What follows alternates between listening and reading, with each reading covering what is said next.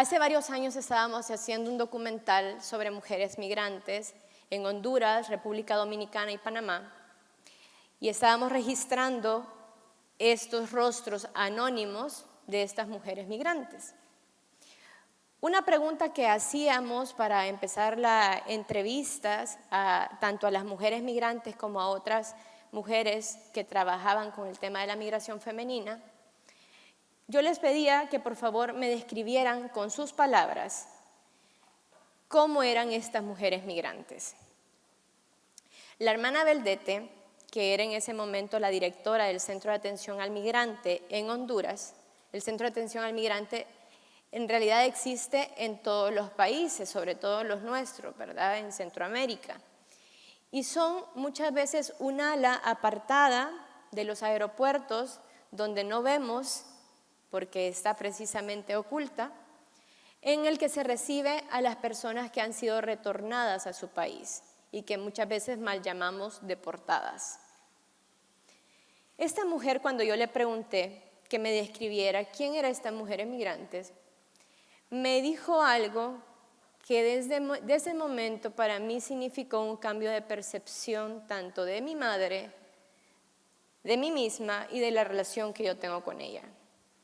Ella me dijo, las mujeres migrantes son mujeres que no migran por ellas, que migran por todos los que están atrás de ellas, que muchas veces son sus padres, pero casi siempre son sus hijos. Estas mujeres migrantes deciden migrar para que los que están atrás de ella puedan estar mejor, aunque ellas ya no lo vuelvan a estar más. Son mujeres valientes, son mujeres santas, porque son mujeres que están dedicadas a la vida. Cuando aquella mujer me dijo estas palabras, se me deconstruyó un montón de conceptos y de formas en las que yo había visto a mi madre por muchos años. Mi madre fue una mujer que emigró cuando yo tenía 6 años y no volvió a regresar al país a vivir nunca más. Según la Organización Internacional para las Migraciones, el 50% de la población migrante es migrante femenina. Y de esa, la gran mayoría de las mujeres también migran por 3 razones fundamentales. Estas son, la primera y la más dolorosa es que muchas veces están huyendo del maltrato que están viviendo en sus propios hogares. Es decir, que son víctimas de violencia en sus hogares y huyen por eso. La segunda es porque no han tenido la educación que les permite poder tener un empleo digno y que con ese empleo digno ellas puedan sostener a sus hijos en su tierra. Y la tercera razón es porque también son mujeres que viven en un contexto en países de alta violencia o en países de guerra. Mi madre reunía estas 3 características. El tema de la migración, y sobre todo en nuestros países, ha cambiado. Ya sabemos que se nos reconoce como el Triángulo Norte, ¿no? Y esto significa los países más violentos del mundo que no están en una guerra declarada. Esto hace también que el concepto del migrante ahora salvadoreño, hablando de nuestro país, pase de ser de un migrante a una persona que busca refugio. ¿Qué significa eso? Que está huyendo por salvaguardar su vida. Hace unos días, o meses más o menos, algunos de nosotros pudimos ver las caravanas que pasaron, ya sea porque íbamos caminando, íbamos en nuestros vehículos o pasaron por una calle cercana donde nos movemos. Estas caravanas en realidad le dieron una visibilización al tema de la migración. Pero en realidad yo quiero hablar más de lo que no vemos. Las personas migrantes en realidad en nuestro país diariamente salen alrededor de 300 personas. Se reciben en estas alas del aeropuerto que no vemos diariamente 200 personas retornadas de Estados Unidos. Y 150 personas alrededor son recibidas en la casa del migrante por vía terrestre, que son aquellas que no lograron llegar a Estados Unidos y son retornadas a su país de Guatemala o México. Esto ya es abrumador. Si nosotros cuantificáramos estas sumas, tendríamos en realidad una caravana frente a nosotros diariamente. Pero también me gustaría hablar de no solamente el camino que tienen que atravesar nuestras personas migrantes. No hablo solamente de los desiertos, no hablo solamente de cruzar ríos, de tener que enfrentarse con cárteles de droga, de tener que muchas veces caer en víctimas de trata o explotación o desaparecer y morir.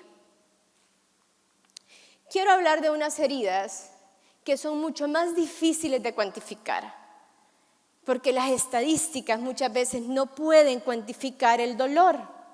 Y ese es el tema que realmente me tiene aquí ahora frente a ustedes. Las heridas de una mujer que migra son profundas.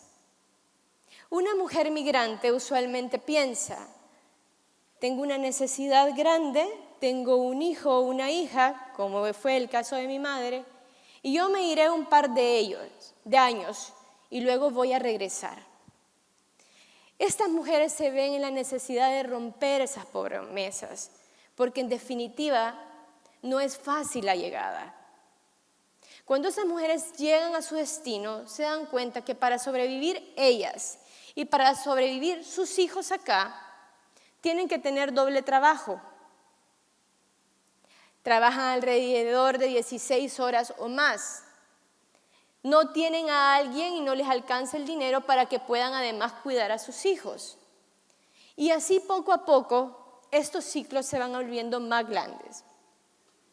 También estas mujeres lo que sucede, como le describía la hermana Beldete, es que no solamente ven por sus hijos luego que están fuera, sino que ven por toda su familia. Y entonces estas mujeres se vuelven el sostén para los abuelos, los hermanos, los hijos de los hermanos, sus propios hijos, y así van sosteniendo, sin que nos demos cuenta y de manera muy silente, la economía de nuestros países. Si nosotros empezamos a cuantificar que las personas que migran en realidad, y sabemos que nuestra economía depende muchísimo de las remesas familiares, podríamos entonces hacer una pequeña cuenta, ¿no? Si decimos, a ver, si el 50% de estas mujeres que han migrado mandan remesas familiares, no estaría yo exagerando en que posiblemente el país entero en gran medida se sostenga por esta economía de la cual nunca hablamos. ¿Qué sucede con estas mujeres que se van? Pero ¿qué también sucede con estas mujeres que se quedan? A lo largo del trabajo que yo he hecho en temas documentales, sobre todo el tema de migración y género, me he encontrado con estos perfiles una y otra vez. Y sucede que la mujer que va y se va de su país deja a sus hijos en manos de otra mujer. Las fotografías que ustedes ven ahora para mí son muy significativas. Una soy yo cuando era muy pequeña con mi madre, una relación que perdí para siempre. Y la otra es con mi tía, quien tuvo a bien criarme y también sentirme como su hija. Es interesante cómo hay una sororidad entre las mujeres que muchas veces tampoco hablamos en estos contextos. Es interesante también identificar que hay cosas que se pierden para siempre, que no tienen vuelta atrás. ¿Qué cosas me refiero? A mí de pequeña recuerdo que me creaba grandes conflictos los días de la madre y los días del padre. Mi padre nos abandonó casi que desde siempre. Pero los días de la madre, cuando yo hacía esas tarjetas, yo no entendía muy bien a quién tenía que entregarle esa tarjeta de la madre. Y con los años me entraba más conflicto porque empezaba yo a sentir que ese amor de hija-madre no lo miraba como lo miraban mis amigas del colegio o mis compañeras. Evidentemente se iba rompiendo esa relación y se iba rompiendo ese vínculo. Y es muy doloroso porque lo sienten ambas partes. Lo siente el hijo que se queda y lo siente la madre que se va. La UCA hizo un estudio breve sobre las consecuencias de la migración a nivel emocional y decía que los niños que se quedan sufren, y esto a través de la psicología, los mismos síndromes que sufren los niños que tienen abandono. Es el mismo vacío, el mismo nivel de inseguridad que se crea y la misma incertidumbre también.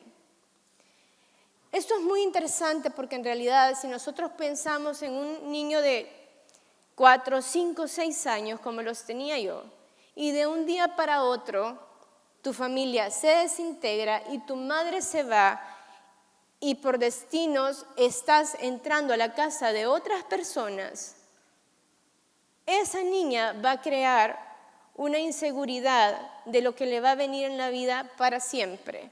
Esto yo no lo entendí sino hace pocos años. No entendía por qué tenía tanta inseguridad de todo. Entonces la psicóloga que me atendía me decía, Brenda, es que esto te pasó muy pequeña cuando estás recién creando vínculos y fortalezas. Es interesante porque a pesar de que hay estudios, todavía no se ha cuantificado cuáles son las consecuencias de esos dolores emocionales.